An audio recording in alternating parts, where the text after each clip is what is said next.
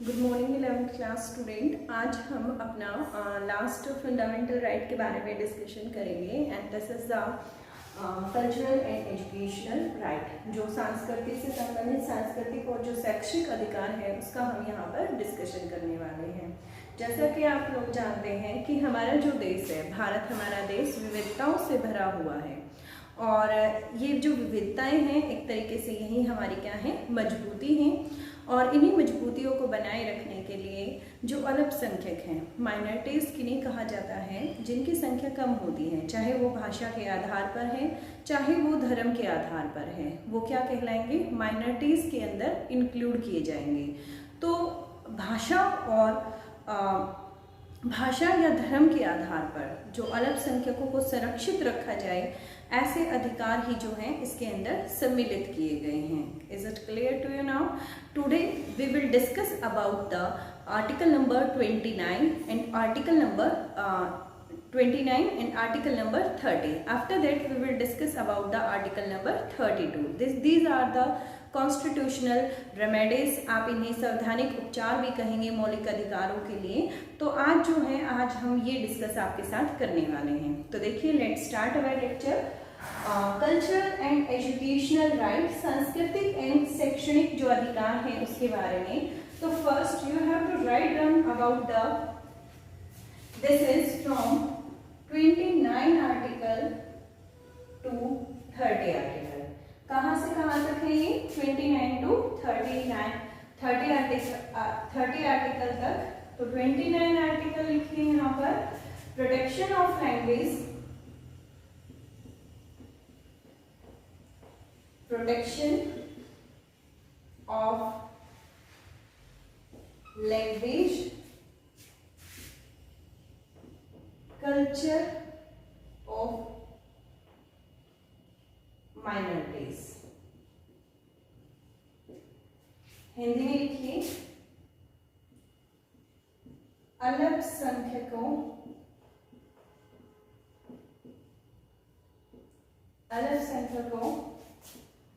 की भाषा और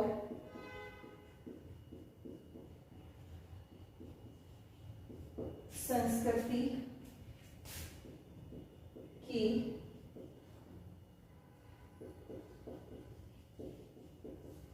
संरक्षण की अधिकार। देखिए, नाम से ही क्लियर है, प्रोटेक्शन ऑफ लैंग्वेज, भाषा का क्या संरक्षण, कल्चर का संरक्षण, ऑफ माइनॉरिटीज। माइनॉरिटीज क्या होते हैं? अल्पसंख्या, मतलब जो कुल संख्या है टोटल, जो वहां पर भाषा के आधार पर यदि हम संख्या देखें या धर्म के आधार पर भी देख सकते हैं, तो जिनकी संख्या कम होती है उनको अल्पसंख्यक माना जाता है। तो उनको क्या है, इसके आधार पर संरक्षण प्राप्त है। देखिए, जब हमारे देश में इतनी विविधताएं हैं तो माइनॉरिटीज को सुरक्षित रखने के लिए यहाँ पर ये मौलिक अधिकार जो है वो इन्वॉल्व किया गया है। फंडामेंटल राइट जो है वो हमारे कॉन्स्टिट्यूशन में इंक्लूड किया गया है। क्लियर हो गया है? यहाँ पर 30th आर्टिकल हम करेंगे। 30th आर्टिकल क्या है हमारे पास? Right to minorities to establish educational institution, educational institutions। Hindi में लिखिए बेटे, अल्पसंख्यकों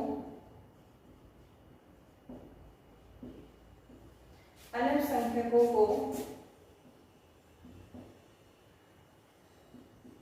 शैक्षणिक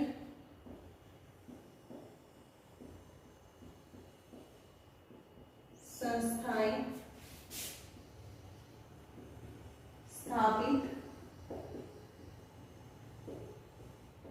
करने का अधिकार। देखिए, जिनकी संख्या कम है, जो माइनॉरिटीज हैं, वो क्या कर सकते हैं, अपने अलग से शैक्षणिक संस्थाओं की, एजुकेशन से रिलेटेड जो भी ऑर्गेनाइजेशन इंस्टीट्यूशंस हैं उनको एस्टेब्लिश कर सकते हैं। साथ में जो गवर्नमेंट है वो किसी भी तरीके का जब भी अनुदान देगी, अनुदान देते वक्त किसी भी तरीके का कोई भी भेदभाव नहीं कर सकती ऐसे एजुकेशनल इंस्टीट्यूशन के साथ। ठीक है, ये क्लियर हो गए आपके यहाँ से, राइट। अभी तक मैंने आपसे बात की यहाँ पर किस चीज़ के बारे में, आपके अधिकारों की मैंने यहाँ पर चर्चा की है। अब जो मैं आपके साथ डिस्कस करने जा रही हूँ वो भी आपका राइट है, और वो हमारा नेक्स्ट राइट क्या है, आर्टिकल नंबर 32। नोट डाउन कीजिए आप इसे।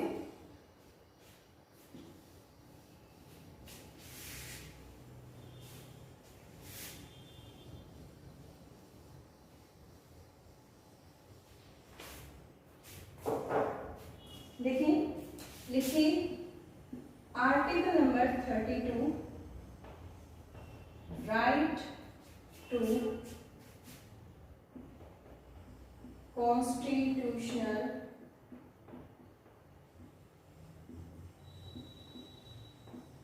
रेमेडीज। हिंदी मीडियम वाले बच्चे लिखें सावधानिक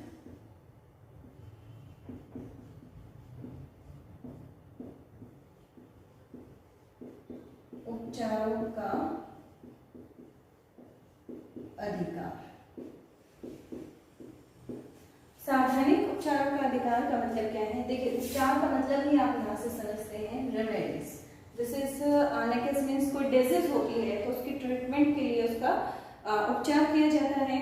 इसी तरीके से जब हमारे मौलिक अधिकारों का हनन होता है, जब हमारे मौलिक अधिकारों का हनन होता है, जैसे कि हमें राइट टू फ्रीडम दिया गया है, यदि कहीं किसी जगह पर इस अधिकार का हनन होता है तो ऐसी स्थिति में आप कोर्ट से आप न्यायालय जा सकते हैं, अपने हाई कोर्ट और सुप्रीम कोर्ट का दरवाजा खटखटा सकते हैं और वहां से रिट जारी कर सकते हैं। ठीक है, क्या करवा सकते हैं, रिट ऑर्डर वहां से आप जारी करवा सकते हैं। कोई भी डायरेक्शन जो होगी वो कोर्ट दे सकता है। ठीक है, तो इसमें आप इन डिटेल लिखिए यहाँ से,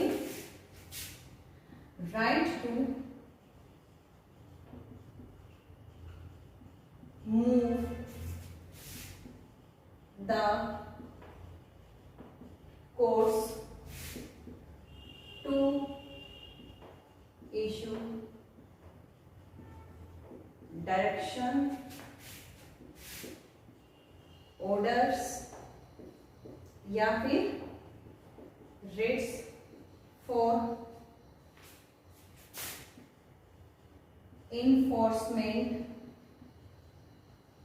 इन्फॉर्मेंट्स ऑफ राइट्स। अपने अधिकारों को लागू करवाने के लिए आप कोर्ट में जा सकते हैं और वहां से आप कुछ डायरेक्शंस, ऑर्डर और रिट जो है वो जारी करवा सकते हैं। हिंदी मीडियम वाले बच्चे लिखिए मौलिक अधिकारों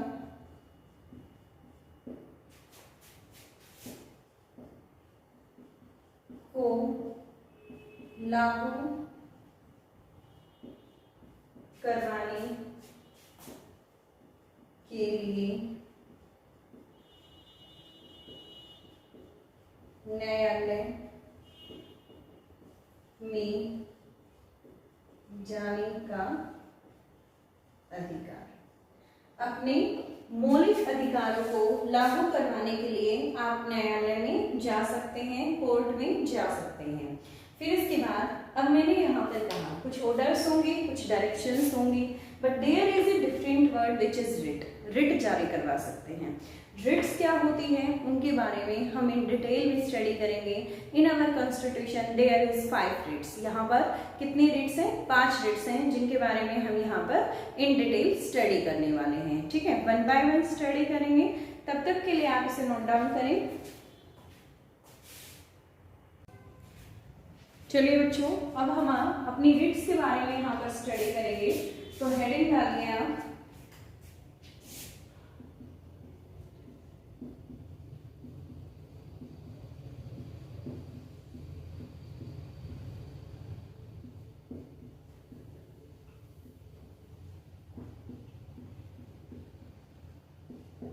देखिए, हमारी फर्स्ट रिट जो है वो क्या है, बंदी प्रत्यक्षीकरण है।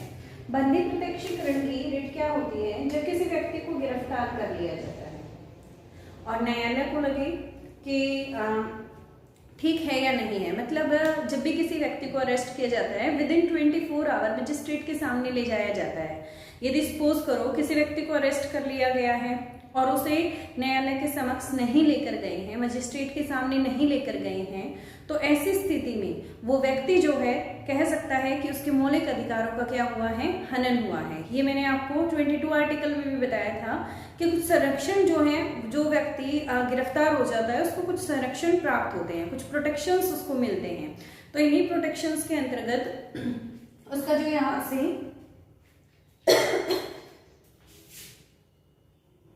देखिए भाई, उसी संरक्षण के अंतर्गत वो कौन से रिट जारी करवा सकता है, बंदी प्रत्यक्षीकरण की रिट जारी करवा सकता है। ऐसी स्थिति में जो न्यायालय होगा वो ये डिसाइड करेगा कि जो गिरफ्तारी हुई है वो उचित है या अनुचित है। क्लियर हो गया। फिर उसके बाद हम नेक्स्ट रिट की बात करते हैं। दिस इज द परमादेश।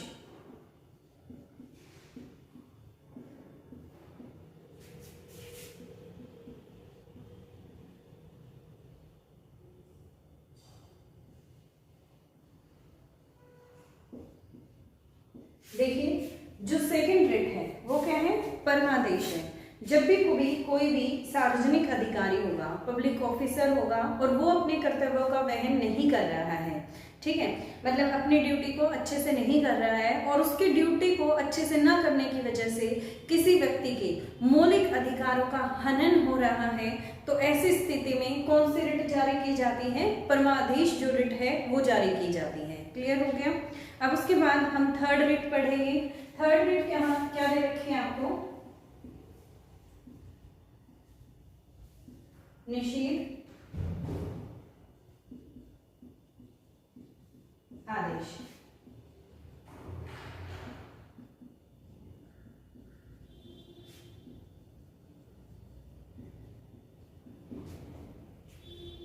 देखिए, एक तरीके से इसमें क्या होता है कि जब एक कोर्ट है, जब वो अपने अधिकार क्षेत्र से, जो इसका एरिया है, ये डिसाइड किया जाता है कि इसके अंदर कितने गांव आएंगे, कितने नगर आएंगे, ये पहले से डिसाइड होता है। कोई भी कोर्ट, कोई भी न्यायालय है, उसका अधिकार क्षेत्र पहले से सुनिश्चित किया जाता है। यदि वह अपने अधिकार क्षेत्र से बाहर काम कर रहा है, वह अपने अधिकार क्षेत्र से बाहर काम कर रहा है, तो ऐसी स्थिति को रोकने के लिए निषेध आदेश जो है वो जारी किया जाता है। क्लियर हो गया। फिर उसके बाद फोर्थ देखिए, अधिकार प्रचार।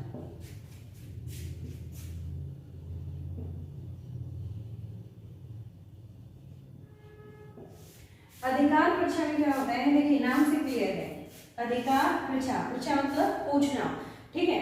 तो क्या पूछना भाई, जब कोई अधिकार परीक्षा में हम यहाँ पर क्या कहेंगे कि एक व्यक्ति एक पोस्ट के लिए लीगल नहीं है, कानूनी रूप से वो उस चीज के लिए एलिजिबल नहीं है और वो उस पद पर कार्यरत है या उस पद पे वो कार्य कर रहा है, तो ऐसी स्थिति के लिए अधिकार परीक्षा की जो रिट है वो जारी की जाती है। मतलब न्यायालय जो है उससे जवाब मांग सकता है कि आप किस अधिकार से, मतलब आप इस पोस्ट पे कार्यरत हैं, ठीक है, और उसको उस पोस्ट पे कार्य करने के लिए क्या कर सकते हैं, डिनाई भी कर सकते हैं। फिर उसके बाद उत्प्रेषण देखिए नेक्स्ट।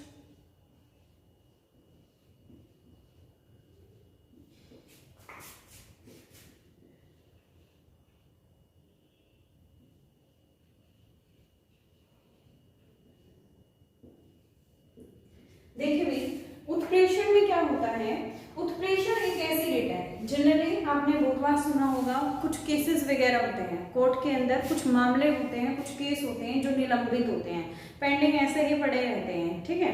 तो ऐसे केसेस को अपने जैसे मान लो किसी कोर्ट को ये रिट जारी की जाती है उत्प्रेषण की, तो इसका अर्थ क्या है कि वो हाई कोर्ट या न्यायालय जो हाई कोर्ट या सुप्रीम कोर्ट क्या करता है, इन सभी रिट को जारी कर सकता है। सिर्फ दो ही मतलब कोर्ट ऐसे हैं जो इन रिट को जारी कर सकते हैं, या तो सुप्रीम कोर्ट या फिर हाई कोर्ट, और आर्टिकल नंबर 32 के अकॉर्डिंग ओनली सुप्रीम कोर्ट इन रिट को जारी कर सकता है।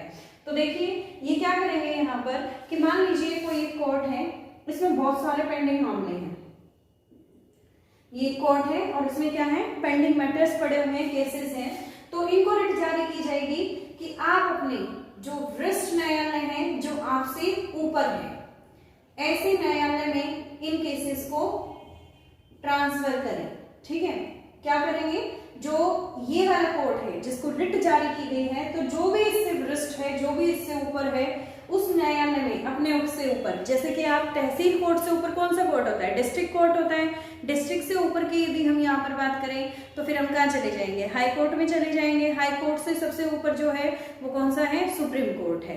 तो ऐसे ही यहाँ पर कहा गया है कि जो पेंडिंग मामला है उसको अपने वरिष्ठ न्यायालय में जो है वो ट्रांसफर करे। तो यहाँ से आपकी 5 रिट जो है वो अकॉर्डिंग टू आर्टिकल 32 यहाँ से मैंने आपको क्लियर कर दी है। दूसरी बात, आर्टिकल नंबर 32 को क्या कहा जाता है भाई, आर्टिकल नंबर 32 को संविधान की आत्मा कहा जाता है। और ये किसने कहा था, ये शब्द जो थे वो किसके थे, डॉक्टर भीमराव अंबेडकर के थे। क्लियर हो गया आपको यहाँ से। तो आपके यहाँ से 6 फंडामेंटल राइट जो है वो मैंने आपको पढ़ा दिए हैं। आर्टिकल नंबर 14 से हमने पढ़ना स्टार्ट किया था और 32 तक हमने 1 बाय 1 एक आर्टिकल को यहाँ पे स्टडी किया है। ठीक है, तो आपको ये सारे इनके नोट्स बना लेना और सारे के सारे आर्टिकल्स को लर्न कर लेना। ठीक है भाई।